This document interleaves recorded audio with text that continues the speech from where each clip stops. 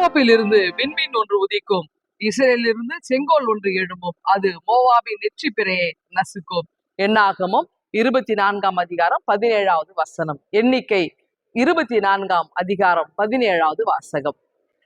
Israel மக்கள் பார்த்தீங்கன்னா இந்த பாலைவனத்துல பயணம் செய்து வராங்க. அப்படி பயணம் செய்து வரும்போது எமோரியர்களிடத்துல போரிட வேண்டிய சூழல் வச்சு, ஏன்னா அவங்க அங்க இருக்கிறாங்க. அப்போ போரிடுறாங்க. இந்த போரிடும்போது எமோரியர்களும் ரொம்ப நல்ல பலம் வாய்ந்தவங்க. இப்படி போரிடும் போது இஸ்ரேல் மக்கள் வெற்றி பெறுகிறாங்க, எமோரியர் தோத்து போறாங்க. ஏன்னா இஸ்ரேல் மக்கள் கொஞ்சமா தான் அவங்க பலசாலிகளாகவும் இருந்திருக்கிறாங்க. ஏன் இஸ்ரேல் ஜெயிச்சாங்க அப்படின்னா, கடவுள் அவங்களோட இருந்தார். கடவுள் அவங்களுக்கு வாக்கு கொடுத்தார்ல, நான் கூடவே இருப்பேன்னு சொல்லிட்டு. அதனால இவங்களால யாராலையும் தோற்க முடியல, இஸ்ரேல் ஜெயிக்குது.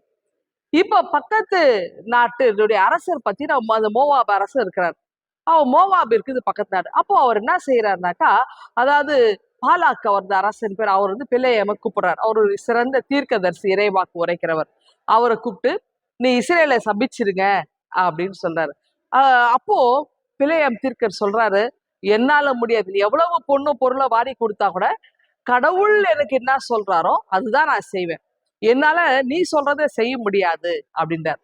பாருங்க, ஒரு அரசன் சொல்றாரு, ஆனால் அதுக்கு மறுப்பு தெரிவித்து நோ சொல்றாருன்னா அப்ப இறைவாக்கினர்கள் எவ்வளவு பலம் வாய்ந்தவங்களா இருந்திருக்கிறாங்க, நீதி வழுவாமல் அவங்க உண்மைக்காக இருந்திருக்கிறாங்க என்பதையும் நம்மளால புரிஞ்சுக்க முடியுது. அடுத்து என்ன செய்யறாங்கனாக்கா, இதுல நம்ம பாத்தீங்கன்னாக்கா, இந்த யாக்கோப்பிலிருந்து ஒரு நட்சத்திரம் உதிக்கும். அப்ப அது மோவாபினுடைய அந்த இது நசுக்கும், பிறை நசுக்கும் அப்படின்னாக்கா என்ன அர்த்தம், என்ன அப்படின்னா, அதாவது யாக்கோப்பினுடைய இது தாவீதை பற்றி சொல்லப்பட்ட ஒரு தரிசனம். இன்னொன்று, இந்த நட்சத்திரம் என்பது அரசர்களை குறிக்கிற ஒன்று. இது பாத்தீங்கன்னா, அதாவது மத்திய கிழக்கு பகுதிகளெல்லாம் இந்த ஒரு வழக்கம் இருக்கிறது. நட்சத்திரங்களை, விண்மீன்களை அரசர்களுக்கு ஒப்புமையாக சொல்ற வழக்கம் இருக்குது. இந்த செய்தி பாத்தீங்கன்னா கிட்டத்தட்ட தாவீது பிறகு 14 தலைமுறைகளை கடந்து மத்தேயு நற்செய்தி நூல்ல நம்ம பார்க்கிறோம். இங்க இயேசு குழந்தை பிறந்த பொழுது விண்மீன் அவருக்கு அடையாளமாக சொல்லப்படுகிறது.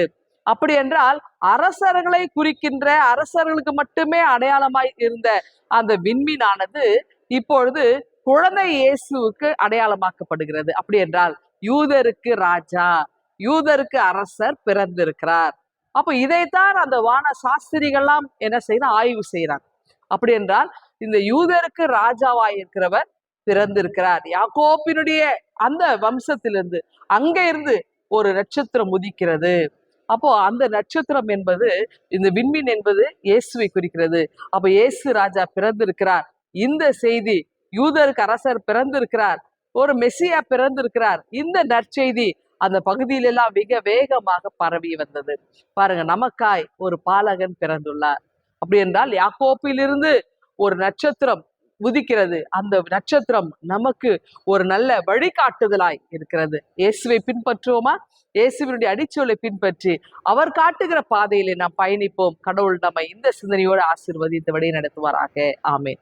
எங்கள் அன்பின் ஆண்டவரே, யாக்கோப்பிலிருந்து ஒரு நட்சத்திரம் உதிக்கும், அது எங்களுக்கு பாதையை காட்டும் என்பதை நாங்கள் அறிந்திருக்கிறோம். நாங்கள் ஆண்டவர் இயேசுவை பின்பற்றி நடக்க கிருபை தாரும். மீட்பர் இயேசுவை ஜெபிக்கிறோம் எங்கள் அன்பின் கடவுளே. ஆமென்.